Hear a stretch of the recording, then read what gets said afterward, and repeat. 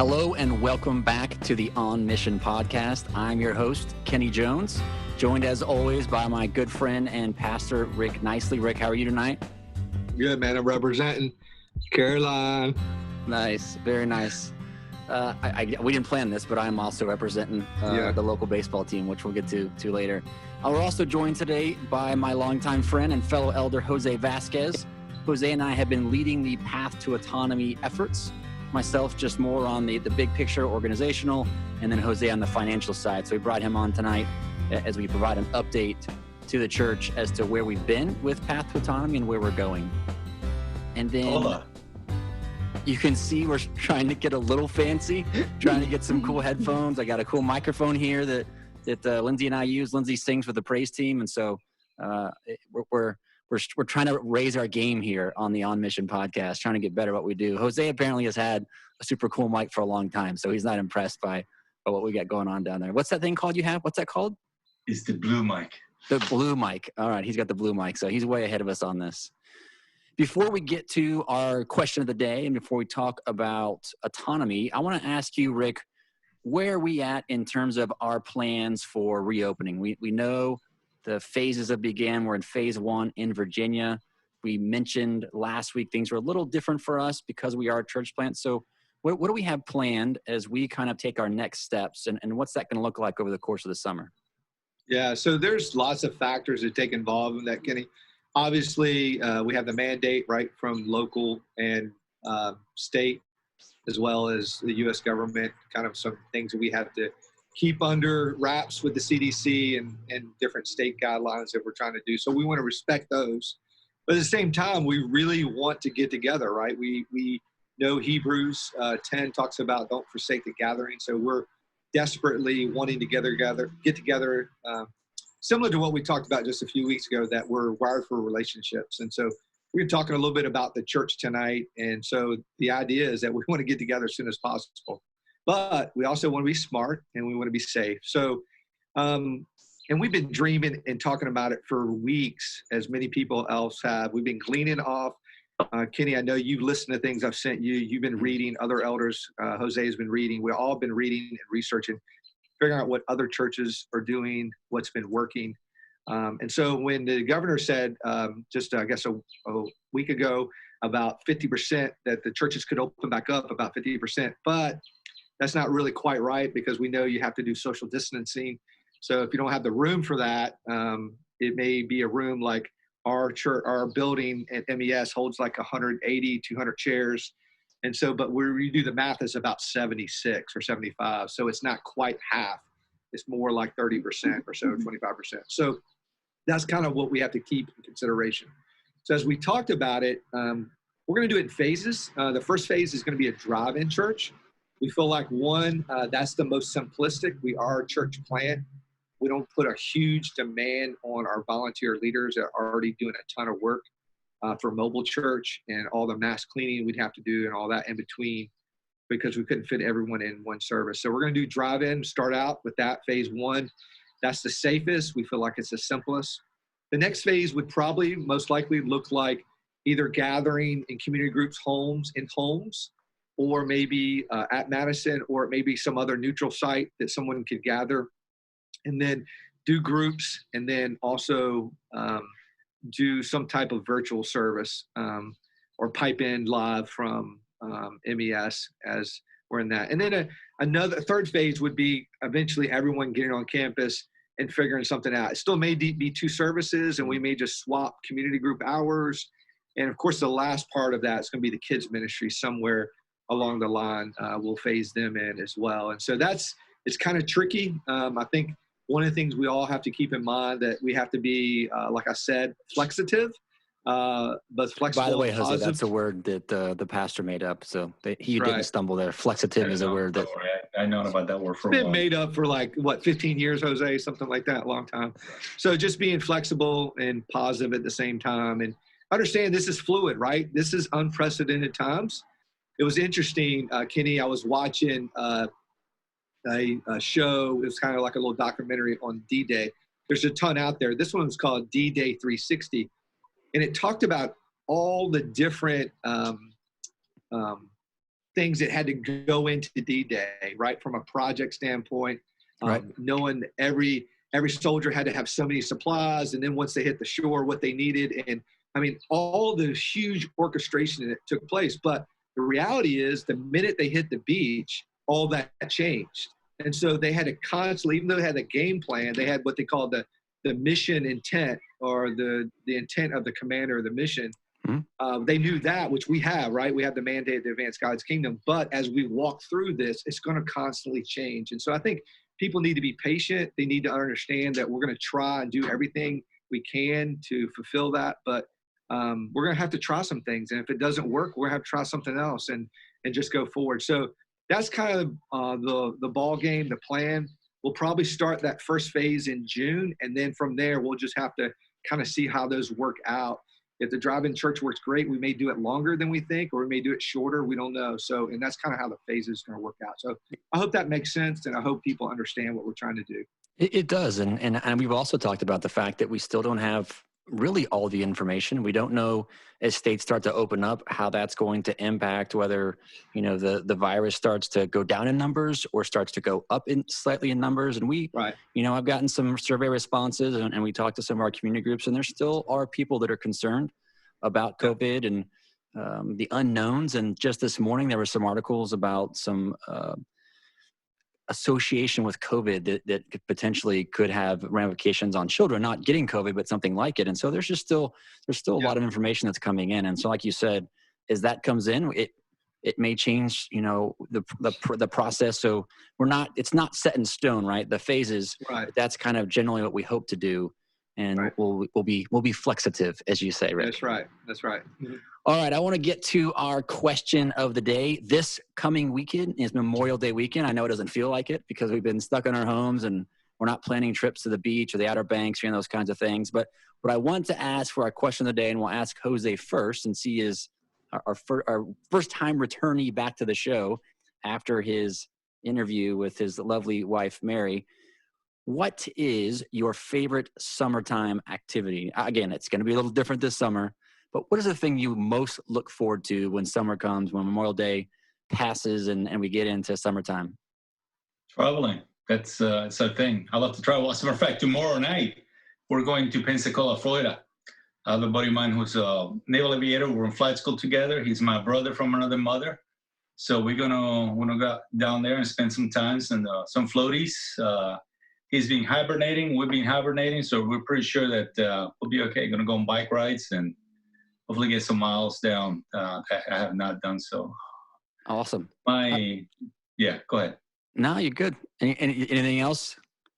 Just that, my focus really for this, and I mentioned this before, my focus anyway is going to be about community groups and working through this summer with this COVID. I think a lot of our folks, while they're concerned about what's going to happen, they also miss the fellowship. So that's going to be my focus, is working through to see how do we minister to people in this environment. And I'm thankful that the leadership met and we talk about breaks for the summer. We're not going to do what we did last year. We're going to try to stay together and get through this, because I think it's going to take a while before we recover. So traveling, and although people are going to start to travel, so the younger people, I believe, are going to travel. The older folks like myself, probably not. Right. But in the meantime, we want to be there for them, regardless of where they are, and make sure we fellowship with them and build a community. So by the time August comes out, we'll be a ready to go organization. How about you, Rick? What's your favorite summertime activity? I know you had a little bit of fun this weekend, a semi-summer activity. Yeah, we just did a little day trip up to Falls Church. I had never been there. Beautiful. Beautiful. So pictures. That probably is, so that's probably one of my favorite things to do is get in the water, whether that's a pool, but primarily I love a river or a lake. Our girls and I discovered a couple reservoirs last year. And so one of those is Able Lake. If you haven't been there, it's beautiful. We put in, it's only like either paddle or electric boats. And so we have a little daredevil in us, and there's some cliffs. They're not the real high ones, but we found some. Our girls are willing to jump off probably about 12 or 15 foot up. And it's super steep and it's like straight down. So I checked it all out. But we go over there and jump off that and just have a good time in the water and fish. And Yeah, it's a good time. So anything around water, it's great, Well, but not the beach. Jose missed. That's funny because Jose, you like the beach. I remember when we talked to you, Yeah. you and Mary are big beach fans. Rick and I confessed last week we could do without the beach. Doesn't a lake, right? We like lakes and rivers. Yeah. Just the beach isn't for us. Yeah. So for me, I'm pretty much telegraphing. I go to at least 5 or so baseball games during the summertime at various parks. My in-laws live near the Hickory Crawdads. We lived near the Down East Wood Ducks for the last 2 years, and I was super excited about coming back here and having the Fred Nats as the local team. Jono and I, we both have season tickets to the Fred Nats, and I don't know if we're going to get in the park. I don't know if there's going to be any baseball anywhere. We might get to watch baseball without fans, but there's just something about taking your family. When you go to a minor league baseball game, it's not expensive. The food's not expensive. The drinks aren't expensive. The T-shirts and things like that. You could take, for one ticket to a major league game, you could take the whole family and have a blast. And there's just so many fun things going on at a minor league baseball game. It's one of my favorite things to do in the summer. If you checked my Facebook timeline, you would just see pictures after pictures of big old gatherings of different groups of family at a baseball park. So I hope next summer we get to get back to minor league parks and into whatever they decide to call Fred Nat Stadium. Okay, Rick, I want you to take us back to 2016. I know you talked about this when we interviewed you and Michelle, but for folks that maybe missed that podcast or maybe missed the few times you've talked about this from the pulpit, take us back to 2016 when Spotswood decided that they wanted to plant churches locally, and then kind of your role in that, and then your call to be a church plant pastor. Yeah, I think you have to go. I'm not going to go back too far and make it too long, but I think you have to go all the way back to 2006 when the first year Michelle and I in the high school ministry went to Seattle, Washington. We took our first group. In fact, Jose, I think Charlie and Vicky may have been on that trip, if I'm not mistaken, one or both of them. And so we took, 35 students to Seattle and worked with a church plant there the very first time. And from that point on, I really, really had a heart for church planters. Loved working with them. And I think primarily it was the simplicity of it. Not that when I say simplicity, I do not mean easy, okay? But the simplicity of it was that it was all about God and all about people.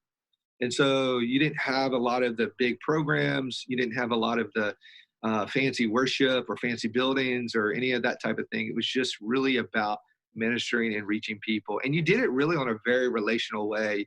You did backyard Bible clubs, and you did prayer walking, and you just met people in their homes and did that. And so that's really attractive to me because I'm a people person. And so I love being around people and encouraging them and just helping shape their influence in their life. But so we did that for over a decade. And then fast forward around 2015, 2016, we started doing ones local in the area. And probably about 9 years or maybe a decade, maybe around 2007, 2008, our staff started praying about planning. And I don't know why it took us so long, but it did. And then around 2015, 2016, Drew and the rest of the staff said, man, we really need to plant this next year. And so we dreamed about it.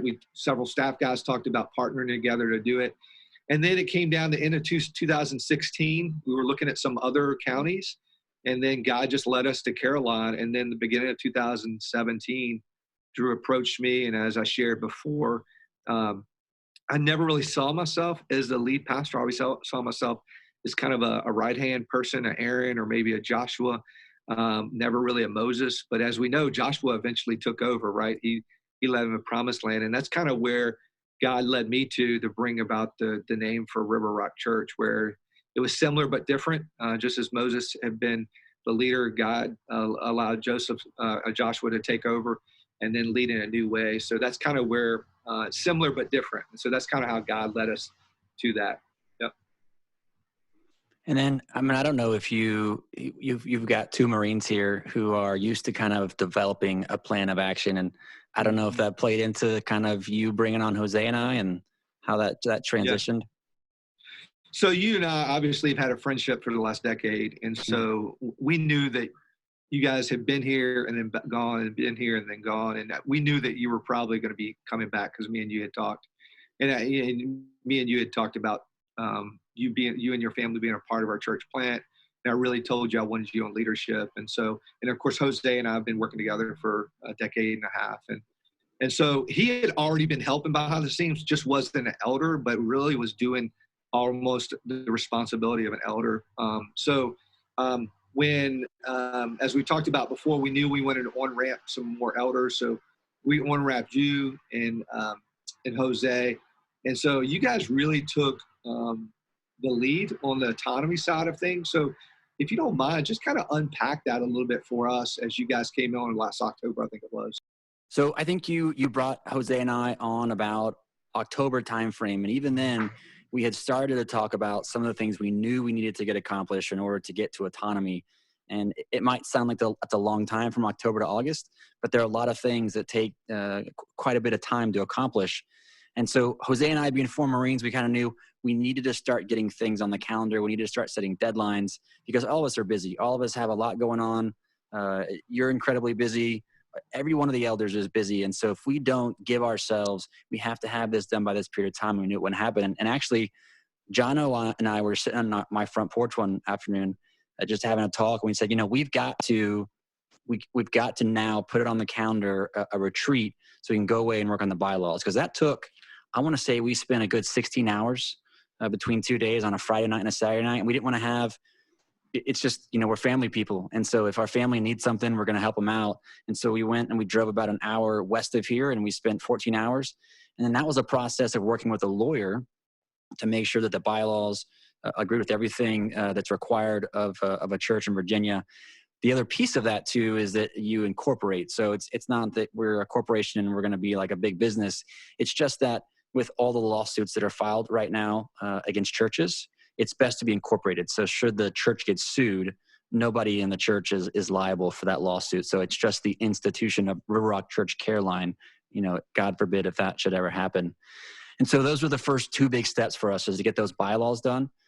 We're partnering with SBCV, which is the Southern Baptist Conservatives of Virginia. They just voted last week on Tuesday. Their executive board unanimously approved us to be part of the SBCV. And that is the way the SBC works, is they're individual state conventions.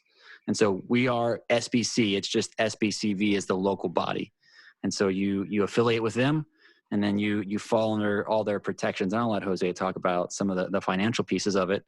And that was one of the next big ones. And so we had originally intended to have that accomplished, I think, in March. Now it's May, and we're going to have that accomplished. We have our partnership podcast series coming up. Next week, we're going to start that and start walking through the partnership covenant, which is something that you and Matt Johnson are working on. And we've already mentioned we're going to bring Matt back when we start talking about the partnership covenant.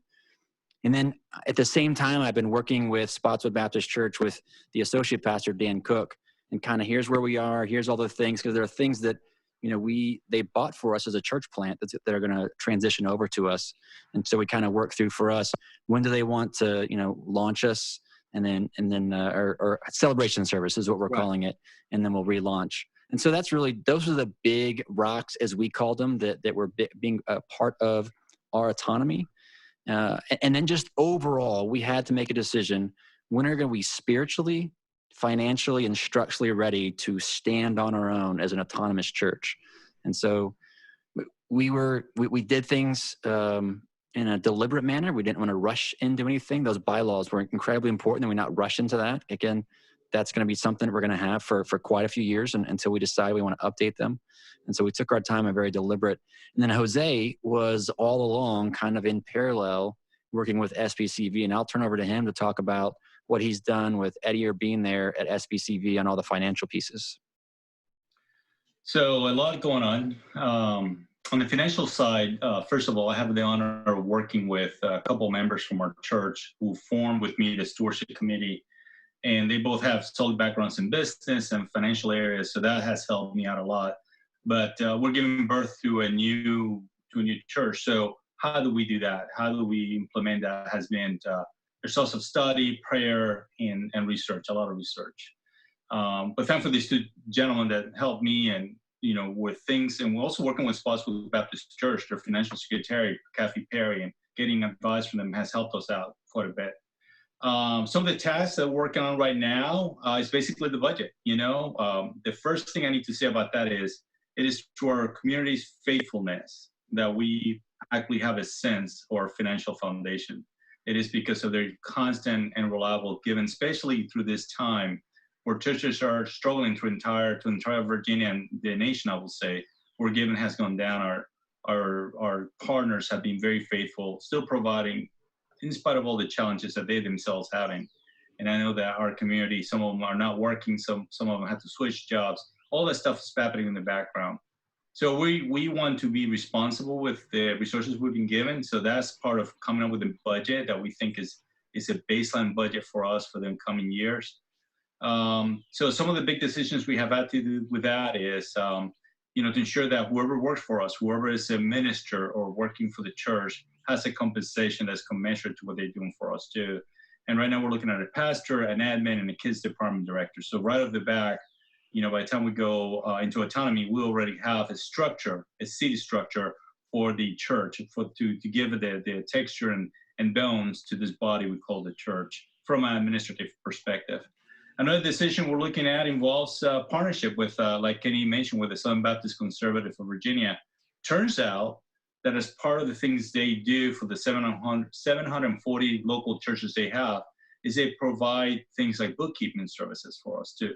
So we're looking at that as being a way to offload some of the workload that the administration will have for the church. So we'll partner with them. We will go into a paperless giving, paperless managing of the finances of the church through them. They're already doing that for over 160, 180 churches in the Virginia area. So we're going to leverage that to start with, so we can tell the church that we have a solid, mature way of handling that finances for our church too. And then we also, now the fuzzy part, right, is we were depending on Spotswood, right? Printing, videos, transportation, well, all that is going to change after August. I think we're still going to have the support of them in some of the logistical things, but we need to start maturing in a way that we can do that ourselves. So that's part of this process of developing the budget, making sure we have the staff, so there's an operational side, logistics side. But with all of that, I want people to know that our number one goal is to support the community of Caroline County. That's the number one goal, and to follow our vision, which is to glorify God in everything that we do. So pray for us, pray for the leadership, pray for me, for the stewardship committee, for the people that we may be hiring here. And, by the time we go autonomy, that God will give us discernment, and that in everything we do, we use wisdom in all of our actions, and that whatever we do will translate into fruits for the glory of God. And then Rick, and I want to commend both of you guys, you, Kenny, you, Jose, as well as the rest of our elders. You guys are doing a tremendous job. We know when we work with other entities like the SBCV, if we're working with our lawyer, working even with the mother church, there's a lot of time involved in that. There's a back and forth, right? You send something, you got to wait for their response. And so you guys have done a great job and just stayed on task. I appreciate everything. And I feel like we've accomplished a lot in a short amount of time. The goal was always to be autonomous from somewhere between year 3 to year 5. And we're going to hit it right at year 3, which is really incredible because, to be honest, guys, most churches that are church plants don't really become fully independent financially until year 5 or greater. They usually get support from lots of other churches. And so we're very fortunate. Our people have been very generous and faithful in their giving. So, and got to add to that, I was thinking it's going to take 5 years. Yeah. I know I'd say this. This is going to take a while, and yet I look back now and I see how God brought people, first you, then the elders, then Kenny, myself, and then in each step, in every edition, it was like a cornerstone to something we needed. Another break that was needed, we did not. We need it, and I think Kenny has done a fantastic job when he came on board to bring us back into task. We were focused on community, and all of a sudden, I'm thinking, it's going to take 5 years, and then certain people come in, Kenny gets in there, and all of a sudden, boom, we're looking at 3 years with a very mature approach, and it was not accelerated. It just the perfect pieces when they needed to be there to make it happen. Yeah. Thank you. And thank you, Rick, for your leadership. It's just been fantastic. And then in parallel, while Jose and I are doing all of these kind of administrative and legal tasks, Rick, there's a whole nother piece that I think people don't realize how big and how involved it is that we used that first episode to talk about our new name, River Rock Church Caroline. Right. Well, if you think about all the things that were in the church, there were notebooks, there were water bottles, there were T-shirts. There's all kinds of things that have Spotswood at Ladysmith. And so I don't want you to retell the name of River Rock Church Caroline. That's on that first podcast. But talk to me about all the work you've done to work on branding. And I don't mean that in a crass way, but we're going to have a new name and there's going to be a new logo. And that involved you doing a lot of work. That's quite a few hours you spent. Talk us about that. Yeah. So, you know, in our culture today, storing and branding is a big deal. And, it was 2,000 years ago, too. It just was different, right? I mean, Paul went about, if you will, I mean, you could say in some ways, he went about storytelling, he went about branding, if you will, proclaiming the Christ. I know when we say brand, we always think of like sports and entertainment, but that's not really what I'm talking about. But there's a recognition. I think in the old days, it was the fish emblem or another type of emblem they would have used to represent the way or the church. And so, I wanted to do something very simplistic, but I wanted to do something that really looked good as well. And so kind of bounced around some different ideas of people that I know that are designers and people have graphic backgrounds. And finally, we just went with a company and we contract them.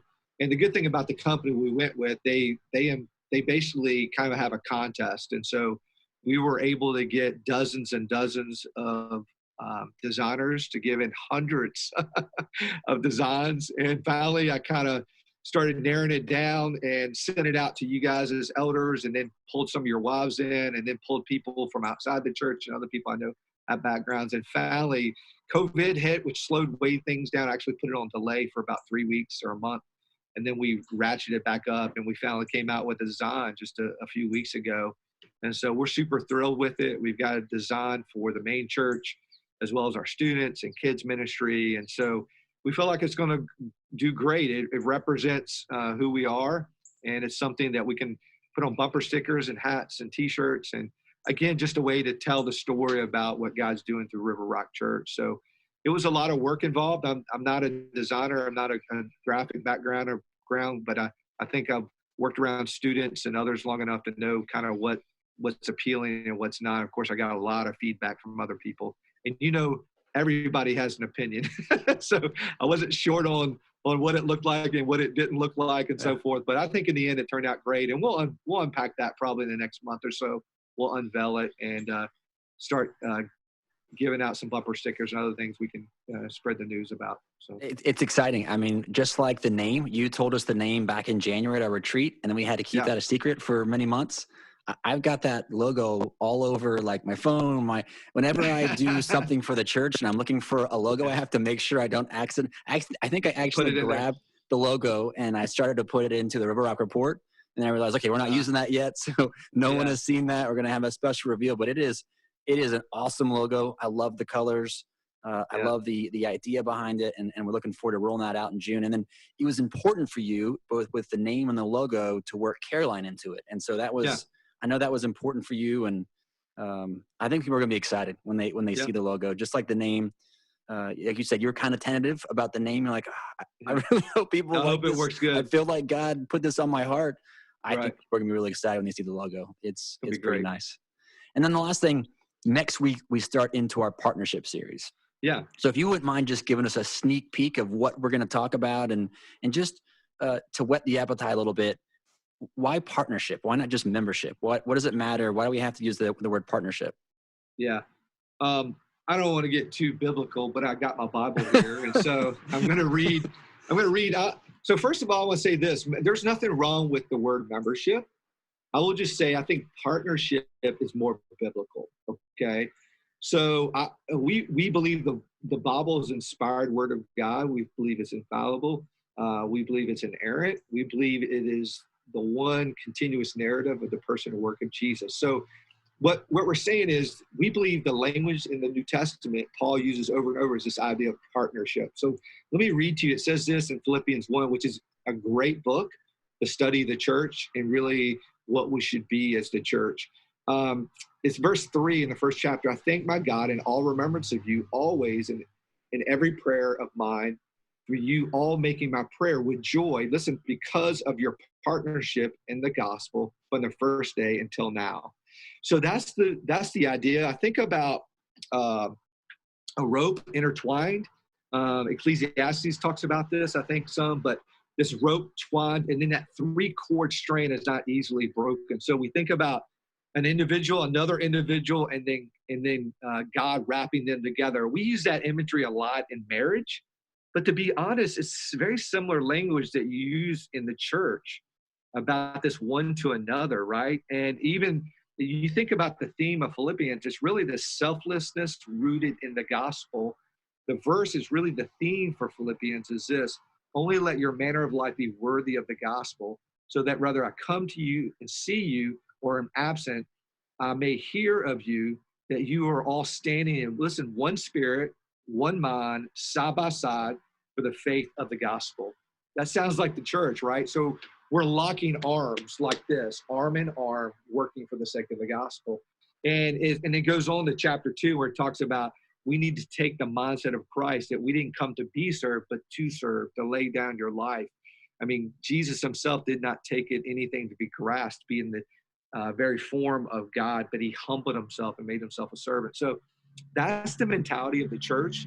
That should be our mentality as individuals as we partner in the gospel. So that's why we use the word partnership. And if you want to talk about unpacking the partnership series, we're going to lay it out in about 6 podcasts. The first one is going to be really, what is the church? So we'll talk about metaphors that is used to describe the church. What is the church, the ministry and the mission of the church, and then specifically ours at River Rock Church. Then we're going to take about 2 weeks to talk about the partnership process. So we'll talk about, what's the difference between partnership and membership, and really begin to unpack what it means to have that covenant with one another, the discipleship process. So we'll have these 3 kind of overarching ideas of transforming, thriving, and multiplying.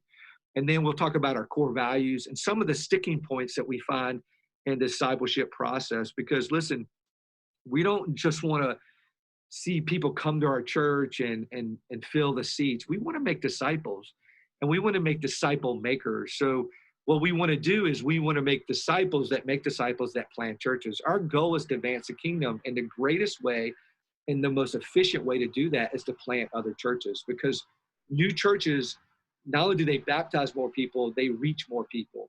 And so that's the whole goal. And that's what we saw Paul do as we read the New Testament. He went around all of Asia and just planting churches over and over. He would go somewhere, believers would rise up. He would spend time with find elders. He would pray, anoint them, use them, and then launch them out. And then he would go somewhere else. And this is kind of the goal of River Rock Church of Caroline, is to make disciples and plant churches. And then eventually we'll go into how churches are kind of run as far as partners, deacons, elders. And then we'll talk about some distinctives about ordinances and church discipline and covenant. And then eventually we'll get into some of the weeds a little bit with the bylaws and just kind of, how the church from a business standpoint has to run and kind of has to be governed a little bit. So we'll talk about that to finish everything off. And I mean, this has certainly been a partnership for you and I, Jose. I mean, we talk probably, 3, 4, 5 times a week as we kind of pass off these tasks. I'll learn something, you'll learn something. And so it's been fun. I mean, I've known you for a long time, but certainly have not until this last, 6, 7 months that we've been doing this together, that you and I have talked almost every other day about a topic, whether it's just, daily church business or something with Path to Autonomy. And so I think even the eldership is a partnership that we're all working together, and you and I aren't doing it alone. We're running these things by the elders. You and I kind of have reporting things we do on Tuesday nights to the elders. Here's where we're at. Where do you guys want to go with this? You and I aren't making decisions. We're just trying to make sure we stay on task. And so I don't know about you, Jose, but it's been a fun partnership for us as we've worked through this Path to Autonomy. Absolutely. And, everybody has brought a gift that has complemented the team, and I think that's awesome. I think that's God's hands at work, and especially when I see you speaking Spanish, hear you speaking Spanish and throwing "hola" out there. Really, I know we're working close, amigo. And and guys, let's be honest with our people. There's a lot of hashing things out, right? So in those 17 hours we spent with each other over that weekend, there was a lot of hashing out. So, and as I've mentioned before, there's like, man, kind of get a little tight under the collar and like, I don't really like what they said, but then you just work it out. One, you stay humble. Two, you ask for God's spirit and wisdom to guide your hearts and not try to make it about your agenda, but what's God's best and what's God's plan for our church, because it's not about our preference. It's about God's plan and his purpose for us. So we all worked it out. Right. So, and I know some of our people are going to have questions, and that's why we're going to do a town hall down the road and some other things. And some people will be really excited about that. Other people are like, whatever, and so that's fine. But just let people know it's been a lot of prayer. It's been prayer and fasting, to be honest. A lot of hard work and a lot of time and energy and a lot of back and forth. We didn't decide on a lot of these issues right away. We had to figure it out and pray through it and come back together to figure it out. So. Well, that is all we're going to talk about tonight. We could probably continue to talk for another hour about partnership, but we're going to save that for, I think, the next 6 podcasts. Matt Johnson, who recently graduated from seminary, right? I believe is on Thursday. He is a brand new seminary graduate. He is going to preach this week, right? I believe. Yep. So his first sermon, I don't know how do you say that, Rick? I mean, his inaugural officially sermon. A pastor now. I mean, how's that work? What's the degree and what's conferred upon you when you graduate seminary? Well, I mean, there's no ordination taking place, but it's his first sermon after his MDiv, I guess. So that's a Master big deal. Divinity. But that's exciting. That was a lot of hard work, and awesome. If you go look at Jess's Facebook and Instagram posts, she's super proud, and a lot of sacrifices for him to do that as he continues to have a job at Dogwood. And so congratulations to Matt. Yep. And we got some work for you. You're going to preach this Sunday. That's right. You're going to join Rick and I on Monday, and we're going to start working through the partnership series. We want to thank Pete. This has been one of the more challenging podcasts. You're not going to see it because we're going to cut it out, but my fire alarm went off 4 times. And so Pete's going to have a lot of work to do tonight to edit some of these things out. And then, but we are so blessed to have Pete. We're so blessed. I mean, we had some gremlins on Sunday, but he worked so hard to as quick as he could give us a solution so we could finish watching the sermon. And so we are so thankful for Pete and all he does for us. So thank you, Pete. Thank you for your hard work on Sunday and for the hard work you're going to have tomorrow to edit this podcast. We'll see you guys. Love you guys. Looking forward to seeing you guys soon. Adios. Peace out. Take care.